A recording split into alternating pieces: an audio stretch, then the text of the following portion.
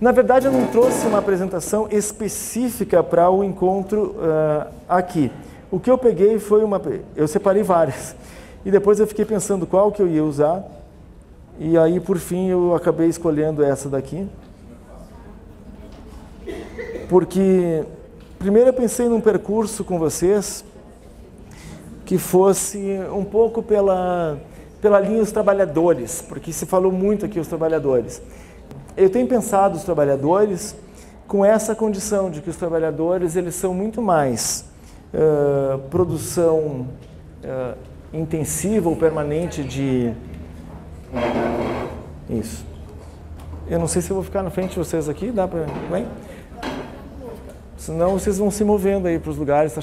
O que eu tentei juntar, a noção de acesso, acolhimento, resolutividade, foram coisas que a gente conversou e está no material de vocês. Para pensar acesso, acolhimento e resolutividade, eu separei algumas ideias relevantes. Uma noção de rede, de sistema e de unicidade. São definidoras do SUS. A gente define o SUS como sistema único em rede. E essas coisas estão lá na definição, não quer dizer até hoje que a gente já conseguiu fazer isso e a gente ainda fica dizendo que isso até é impossível, que é inviável, que não sei o quê. E é tão impossível, tão inviável, quanto mais baixa é a nossa dedicação a isso. Rede, sistema e a unicidade, isso está lá na definição do SUS. Projeto de integralidade e participação social, também está na definição do SUS. A gente tem lá claramente colocado que tem que descentralizar, que tem que fazer atenção integral e que é com participação da sociedade. Necessidades sociais em saúde, singularidade e população. O que eu estou marcando aqui? A gente também há muito tempo vem dizendo que as práticas não devem ser orientadas pelas doenças ou que a saúde não é a ausência de doença. O que é o nosso objeto? As necessidades em saúde. As doenças estão incluídas. É porque às vezes parece que tem lugar que eu penso, como é que os usuários vão entender isso que a gente diz? Aqui nós fazemos atenção primária, não ficamos tratando doença. Então se a pessoa está doente, vai para o hospital, né? Porque se aqui nesse lugar não trata doença, esse lugar faz promoção da saúde, faz prevenção e não trata doença, então sempre que a gente estiver achando que tem uma doença, a gente vai para o hospital. Eu estou dizendo que a nossa questão são necessidades em saúde e não essa polarização. Mas também são singularidades, por força de tudo que a gente já falou antes, e também a população. Tem ações de fato dirigidas ao território, tem ações dirigidas para grupos populacionais. É relevante que a gente tenha ações que são dirigidas para a coletividade, senão a gente vai ficar no atendimento individualista ou individualizado. O atendimento singularizado não é necessariamente individualizado. A gente pode fazer atendimento singularizado em grupo. Atendimento singularizado por tecnologias coletivas, que vai desde práticas artísticas ou práticas cênicas, tem muita maneira de tocar no singular, porque às vezes parece que o atendimento mais interessante ou mais integral é a consulta individual prolongada. Consulta individual prolongada é consulta individual prolongada, não é singular, não é nada, não é acolhimento, nada disso. E há vários autores aí, antigos inclusive, que falam do tempo da consulta, especialmente da consulta médica, como suficiente 5 a 6 minutos de consulta médica. Por quando é suficiente 5 a 6 minutos de consulta médica? Quando trabalhamos em equipe, quando são várias ofertas de acolhimento de pessoas que a unidade de saúde tem. Se a única oferta é a consulta, 5 minutos não vai dar para saber nada. Mas se a consulta médica é uma das ações, entre várias ações que uma unidade de saúde tem, talvez possa ser de 5 a 6 minutos.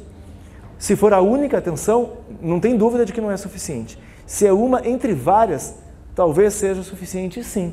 Depende qual é a pergunta, qual é a pessoa, se pôde encaminhar, se pôde compartilhar. Se a mesma pessoa que atende na consulta de 5 minutos também frequenta o grupo onde tem uma escuta coletiva, também participa das visitas domiciliares onde se pode conhecer linguagem, modos de viver, modos de ser. Quando a gente tem reuniões de equipe onde a gente discute pessoas como aquela e outras, ou aquela própria pessoa dessas consultas, existe além da consulta médica, de enfermagem, de nutrição, a do psicólogo, a do não sei quem mais. Então, tem muita coisa para a gente dizer que é insuficiente uma consulta. Então, eu estou dizendo só, meu tema aqui com isso era dizer das necessidades em saúde.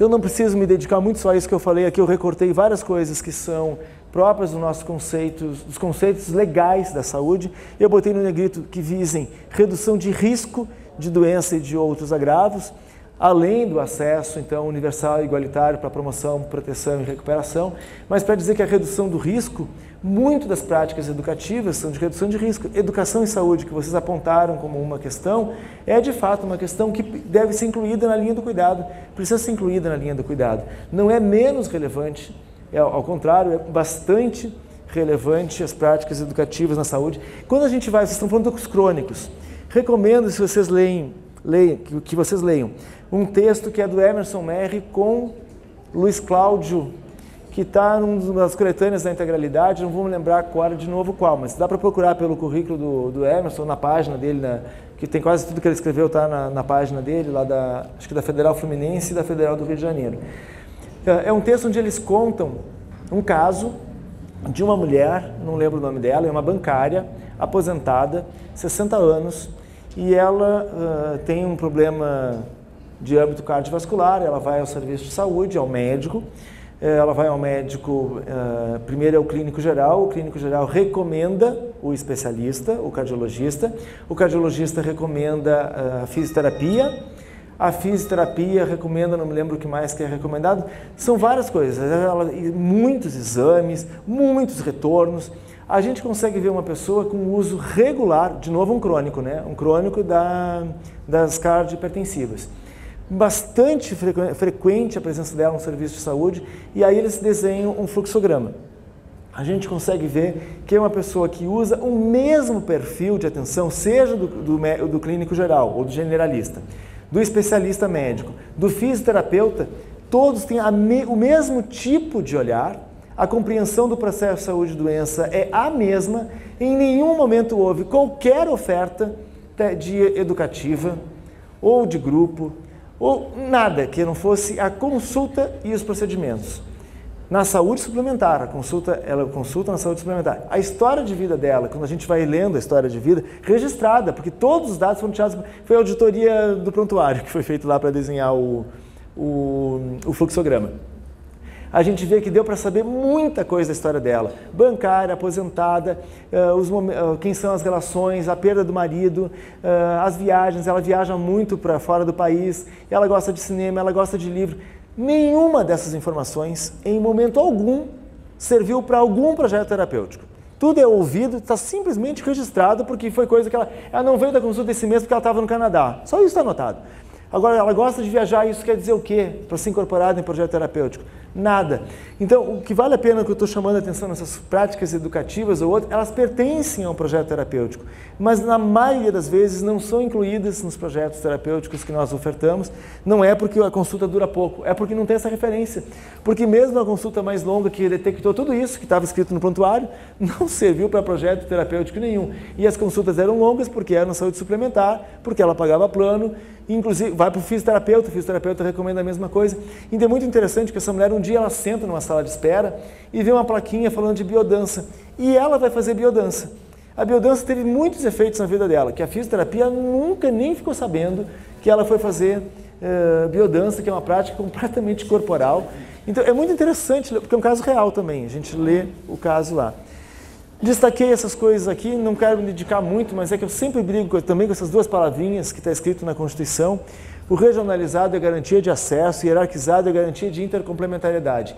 Quando a gente olha isso para racionalidade gerencial hegemônica, a gente acha que isso daqui é fazer aquela pirâmide, um dos grupos aqui apontou. A rede ainda é vista como se fosse uma pirâmide de atenção básica e o hospital lá no topo, e às vezes essa palavra hierarquização serve para isso. A palavra hierarquização, no conjunto da frase, não combinaria para ser isso, porque a frase fala que é rede, fala que é sistema, fala que ele é único, e ainda diz que é de acordo com o interesse popular. Eu duvido que algum interesse popular seja ter um fluxo assim, cheio de encaminhamento para distante de onde a pessoa está. Não combinaria a frase de cima com essa interpretação, então tem que mudar mesmo essa interpretação.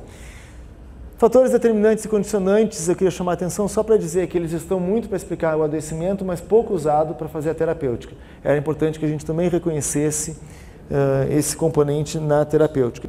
O tema da formação de trabalhadores é objeto para o SUS, nós sabemos disso. Então, quando as secretarias de saúde assumem políticas de educação permanente ou assumem políticas para receber estudantes, estão cumprindo uma tarefa definida constitucionalmente, que no nosso setor é uma tarefa constitucional, em nenhum outro setor é uma tarefa constitucional. Também é importante lembrar que a única área das políticas sociais que aparece como de relevância pública e não interesse público é a saúde. As outras áreas, como educação, assistência social, é tudo de interesse público. A saúde é de relevância pública. Isso dá à saúde poderes e responsabilidades bastante diferenciadas. É por isso que a gente faz vigilância sanitária. A gente fecha restaurante e a gente entra nos lugares, porque a gente não é de interesse público, a gente é de relevância pública, porque a gente tem responsabilidade de relativa mesmo à vida ou qualidade de vida. Peguei 2 recortes bem simples para falar da mudança do ensino, coisa que a gente não mudou até hoje, e aí acho que tem uma sequência de ensino ali que eu vou pular. Aqui em relação à enfermagem, aqui em relação à medicina, que eu disse que nós não mudamos até hoje os imaginários da formação, mas é muito antigo, esses 2 instrumentos, eu botei o período ali. A enfermagem termina essa formulação em 89, a medicina termina essa formulação em 2000, mas dizendo que a formação dos profissionais de saúde deveria levar em conta o cuidado, a integralidade, a reforma sanitária, que a responsabilidade técnica não se dissocia da responsabilidade política como sistema de saúde. Estava escrito, olha o tempo que essas coisas estão escritas, e a gente não implementou, nenhuma das 2 profissões implementou. A enfermagem escreveu isso para definir o currículo mínimo, e ao listar os conteúdos, ficou nos conteúdos, tirou o eixo que alimentaria os conteúdos. E a medicina chegou nisso daqui como um relatório, e pronto, acabou o relatório, e ficamos por isso mesmo, porque não foi nem para gerar um currículo. As nossas diretrizes curriculares depois disseram, muito desdobrado disso daqui, que eram essas coisas que a gente deveria fazer. Bom, então nós falamos de reforma sanitária.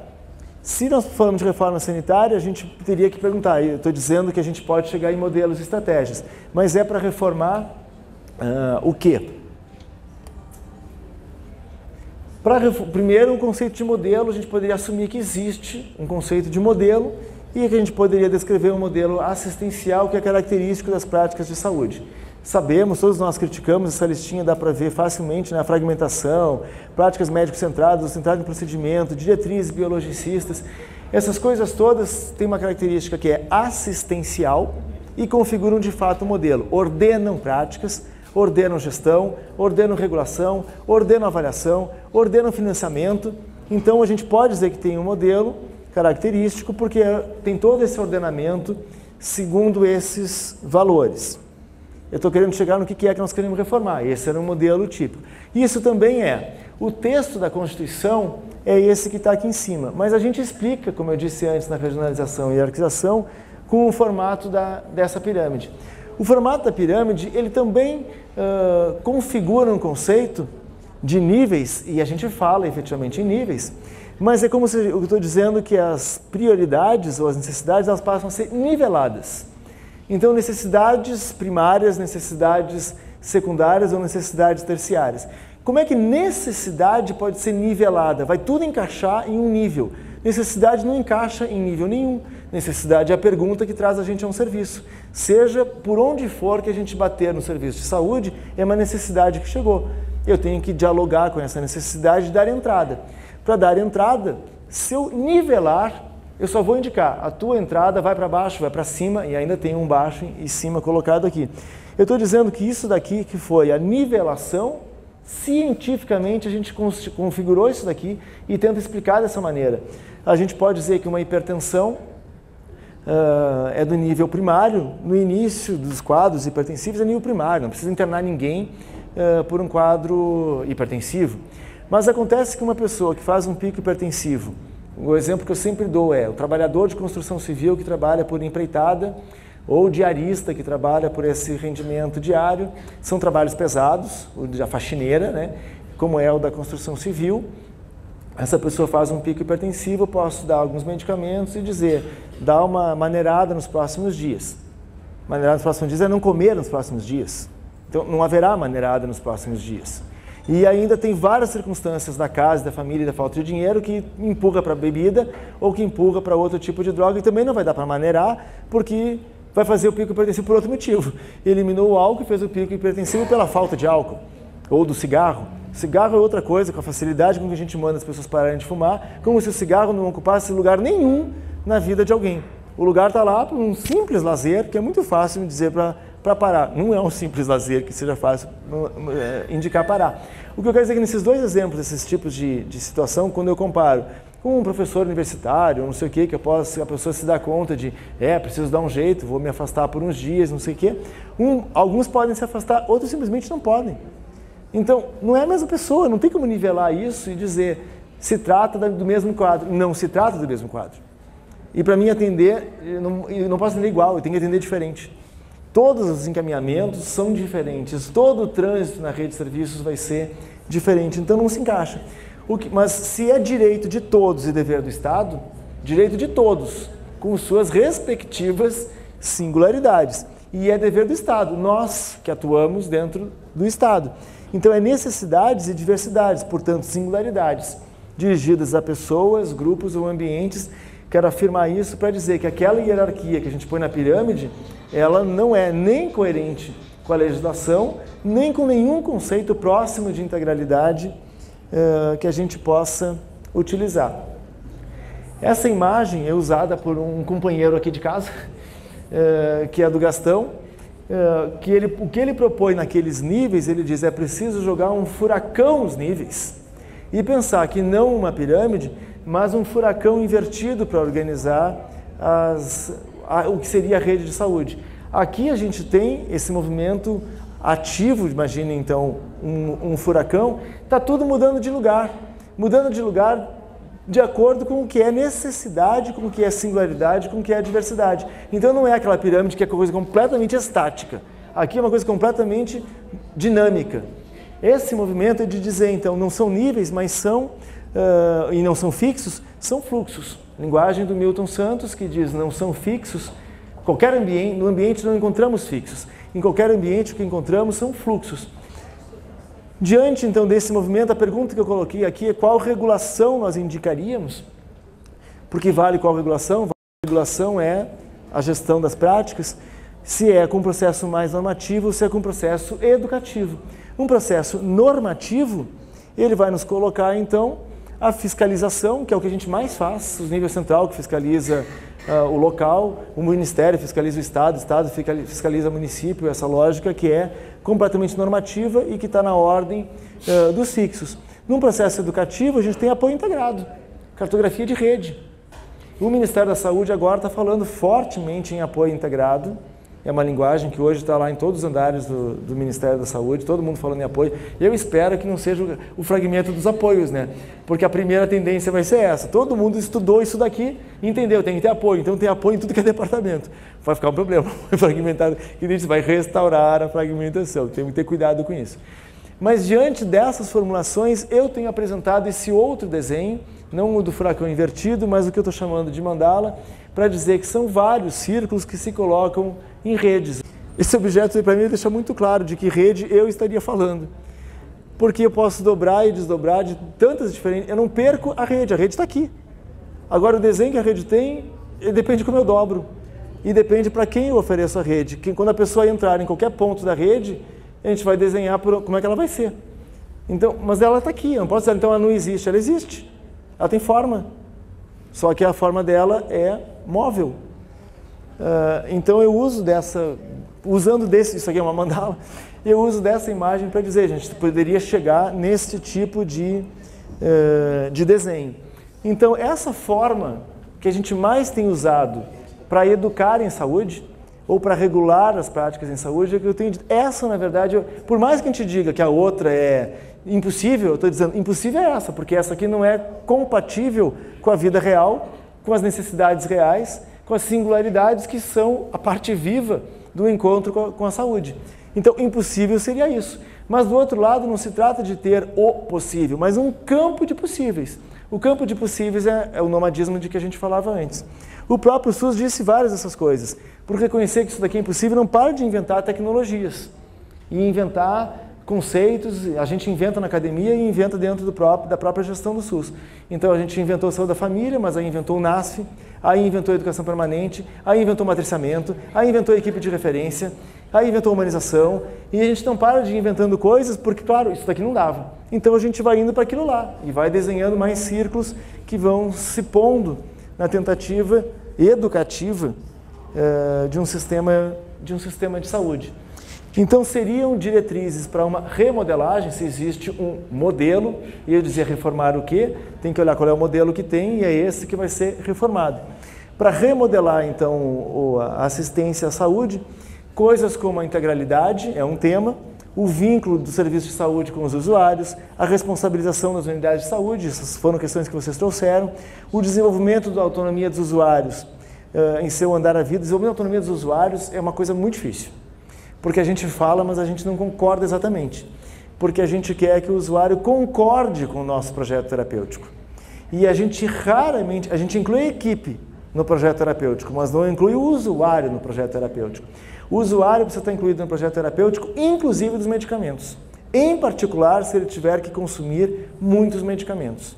É preciso negociar com o usuário se ele quer usar tantos ou se ele quer usar outras coisas e como é que a gente vai lidar com os para-efeitos ou os efeitos que os medicamentos têm na vida de alguém. Todos os medicamentos têm algum tipo de efeito. Os usuários da saúde mental, os hipertensos, diabéticos e outros tantos que consomem muitos medicamentos, é preciso que a gente discuta isso. A Rossana aqui, né, vocês citaram aqui a Rossana Onoco. A Rossana coordena uma pesquisa nacional e internacional que é o da autonomia no uso de medicamentos. É a discussão com o usuário sobre os medicamentos que vai usar e a forma como vai usar.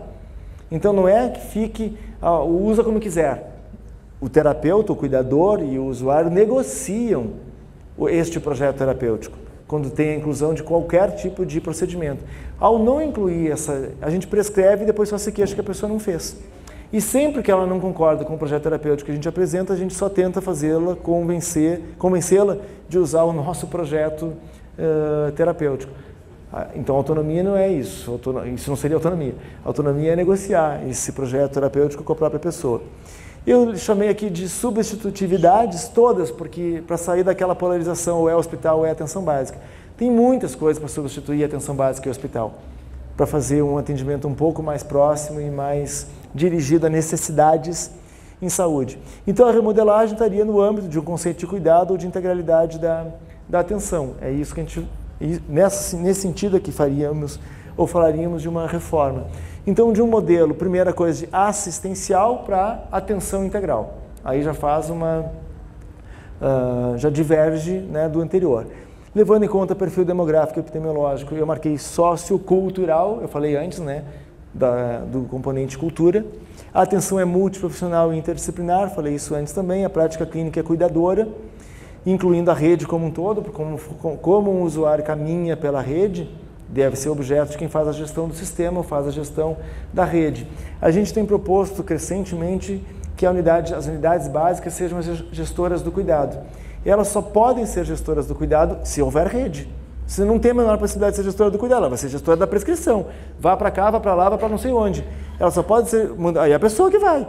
Ela só vai ser gestora, de fato, do projeto terapêutico e do cuidado se houver rede, de tal modo que a unidade básica pode discutir a configuração da rede, inclusive com o modo como o hospital trata, o hospital atende, o hospital recebe. A gente tem muitos problemas nessa ordem, eu listei alguns um pouquinho em seguida. O uso das tecnologias leves, acho que a gente já falou um pouco disso aqui. A busca ativa das demandas, eu botei das demandas, mas com uma barra, acolhimento ativo dos usuários, porque busca ativa de demanda a gente fala a vida inteira na saúde pública. Mas o que a gente chama de demanda é demanda de quem? Porque o que a gente chama de demanda são os diagnósticos que a gente fez, que não é a mesma coisa que acolhimento ativo de usuário. E eu vou dar um exemplo para vocês que para mim é um super marcador, e a gente tem vários casos como esse que vivem na imprensa. Mas um caso de Caxias do Sul que eu acompanhei, de uma mulher que vai ao serviço de saúde, também foi um trabalho, essa foi de uma monografia, de um TCC de graduação. E a mulher vai ao serviço de saúde, ela queria saber se estava grávida, então ela vai para o serviço de saúde, faz a primeira consulta e tal, faz os exames, fez tudo para ter certeza nenhuma, nada caseiro, nada na farmácia, foi no serviço de saúde. E não retornou nunca mais. Ela ganhou, antes de ir embora, ela ganhou a carteirinha da gestante, foi escrita na gestante, foi combinado que ela era super bem-vinda, que ela ia fazer o pré-natal na unidade, todas aquelas coisas maravilhosas com uma gestante identificada pelo serviço de saúde. Mas ela não voltou. Ela não voltou e o serviço telefona para a casa dela. Aí a pessoa atende e eles perguntam pela gestante Janete, que não retornou. E a pessoa que deu o telefone, eles perguntaram assim, a gestante Janete que não retornou. Foi por motivos óbvios, eles estão chamando a demanda, a gestante que eles estão chamando. Quem atendeu tinha sido o marido, que não sabia que ela estava grávida, não sabia que ela não estava mais grávida também. E o que aconteceu com ela? Ela queria saber se estava grávida porque ela não ia levar adiante, e não levou. Mas a família inteira foi informada de que ela estava grávida e que alguma coisa aconteceu. O serviço criou um problema na vida dela que ela não tinha. Ela podia ter vindo ao serviço de saúde e dizer, eu quero saber se estou grávida porque não é, se estiver, não é do meu companheiro, ele não vai ficar sabendo e eu vou fazer um aborto. Ela poderia dizer isso? O serviço ia dizer para ela, a senhora não faça isso, a senhora me traga aqui seu marido e nós vamos conversar sobre isso e já vamos acionar toda uma rede. Ia acionar toda uma rede que ela não tinha interesse. E ela foi-se embora, muito bem, e o serviço foi lá e ainda puniu, porque foi lá, catou ela na casa, ainda contou para todo mundo e criou uma coisa que ela já tinha resolvido. Mas bastou passar pelo serviço de saúde para o problema dela virar um problema que ela não tinha. Então, é isso que eu estou dizendo, que acolhimento ativo é diferente de busca ativa, porque qual é a demanda, né? Avaliação sistemática de resultados, vocês falaram de avaliação. Linha de cuidado também faria esse movimento, então, do modelo assistencial para o modelo de atenção integral. O que eu queria marcar é que a linha do cuidado, ela envolve todas as práticas de um sistema de saúde. A linha do cuidado, ela envolve desde o sistema de informação, que está fazendo análise da situação de saúde nos territórios, até as consultas, as práticas de vigilância, tudo isso compõe uma linha do cuidado. O que vai singularizar uma linha do cuidado é o perfil então de necessidades ou o perfil de usuário, que vai singularizar cada linha. Mas a linha, ela inclui o sistema de informação que precisa funcionar. A gente precisa disponibilizar a informação para as unidades básicas. É incrível o quanto que as unidades básicas, nós todos nos queixamos que a unidade básica não dá conta dos números e nós não informamos os números para as unidades básicas. Não sei como é aqui em Campinas, mas Porto Alegre é um lugar típico desse jeito. A gente pergunta, mas quais são os dados epidemiológicos por distrito? Ninguém nunca responde essa pergunta. E a gente fica cobrando, e o próprio setor de vigilância epidemiológica dizendo que as unidades não acham os seus indicadores e não sei o quê, e não fornece. Aqui as nossas diretrizes curriculares nacionais, eu queria marcar duas coisas fortes aqui. A gente trabalhou com um conceito na atual formação de profissionais de saúde, que todos os profissionais pertencem ao campo da saúde e devem entender tudo isso que eu falei até aqui. Mas também tem um núcleo profissional, onde singulariza ou individualiza por profissão certos saberes e práticas. Mas, como tem o campo, isso aqui é sempre um permanente diálogo. Porque o que é núcleo vai passar ao campo em algum momento, vai se tornar campo em algum momento. Até porque a própria população começa a acessar informações e já não é mais de profissão nenhuma. Por exemplo, puericultura. Até pouco tempo, os conhecimentos da puericultura, que envolvem fralda, aleitamento, essas coisas eram quase que conhecimentos quase que típicos ou privados do pessoal de enfermagem e medicina. Hoje, a gente começa a aprender isso na escola básica, aprende na televisão e tudo que é revista. Então, já não é núcleo de ninguém. É conhecimento popular, pertence à educação popular, que se acessa, simplesmente se acessa.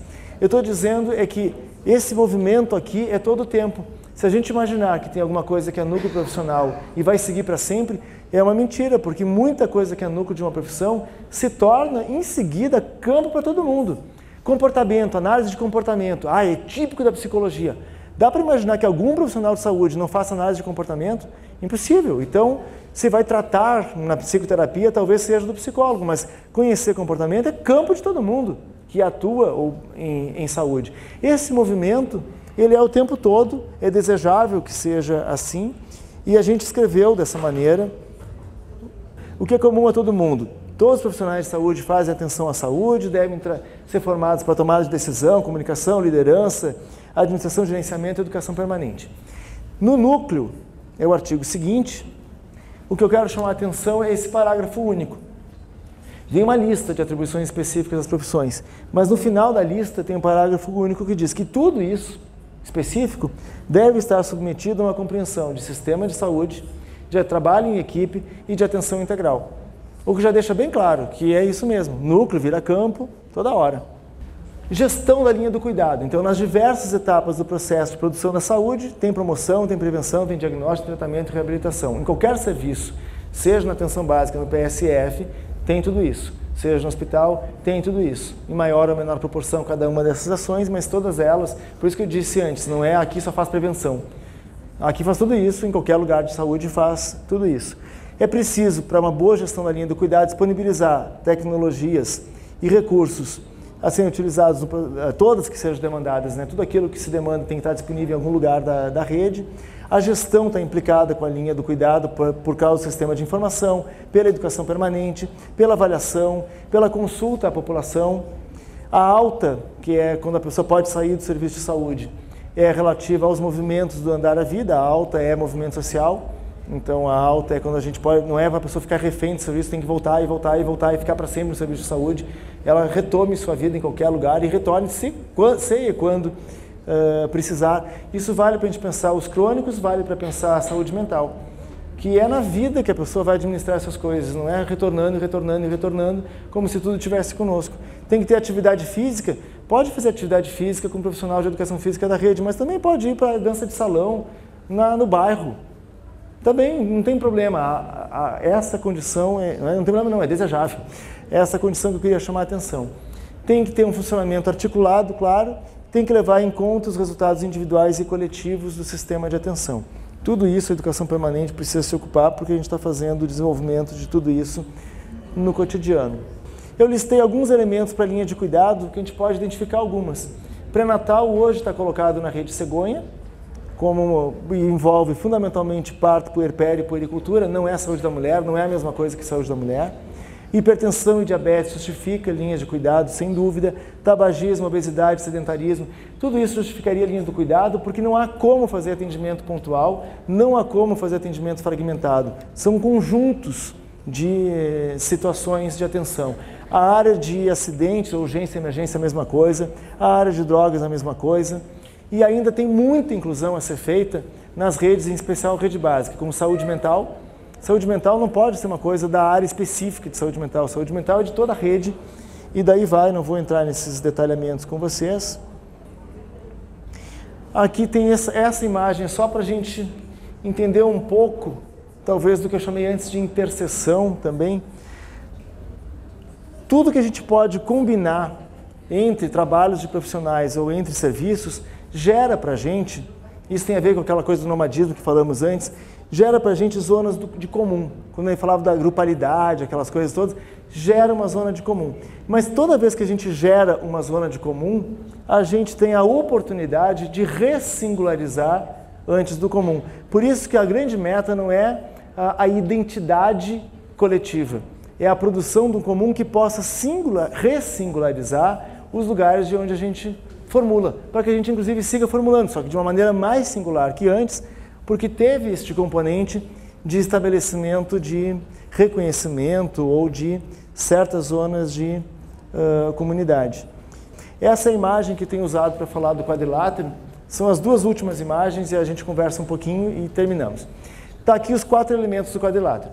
Eu coloquei dentro dessa imagem, que é uma imagem que vocês conhecem, que é do homem vitruviano, do Da Vinci, e eu uso essa imagem, inclusive por força de uma formulação dele.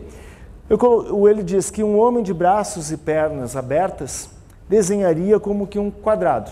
Está aqui o quadrado, e esse quadrado, de certo modo, expressa essa vontade que a gente tem de colocar tudo em uma forma, em uma regra, em um protocolo, em uma certeza, em uma ciência, em uma explicação. Mas esse quadrado, ele recorta tudo aquilo que está fora dessa capacidade explicativa. Então, além do quadrado, existiria um círculo em volta desse quadrado com todas as sobras. Então, a gente, quando faz um desenho, uma regra, uma certeza, a gente excluiu coisas. E o que ele vai dizer no estudo das proporções é que a mágica proporção do homem é ser uma ponte entre o mundo das formas e o mundo das invenções. Esse movimento do quadrado e do círculo, que é a forma básica da mandala, é que vai dizer do dobrar e desdobrar, que nem o desenho que eu mostrei antes. Essa é a forma básica da mandala, e o desafio posto no estudo das proporções é de que a mágica proporção, e círculo mágico também é outra definição para mandala, a mágica proporção do homem é ser uma ponte entre o mundo das formas e o mundo das invenções. Daí é que eu fiz esse desenho aqui, que vocês viram que diminuiu um pouquinho aqueles... Quer dizer, tem ainda as setas, né? Mas tem os dois círculos que eu coloquei aqui. No movimento que se dá permanentemente entre essas coisas, a gente pode encontrar modelagens da atenção. Sempre outra, sempre outra, sempre outra. Políticas e programas de saúde na apresentação da gestão, e também os vários, de acordo com que necessidades são ouvidas e que singularidades são reconhecidas.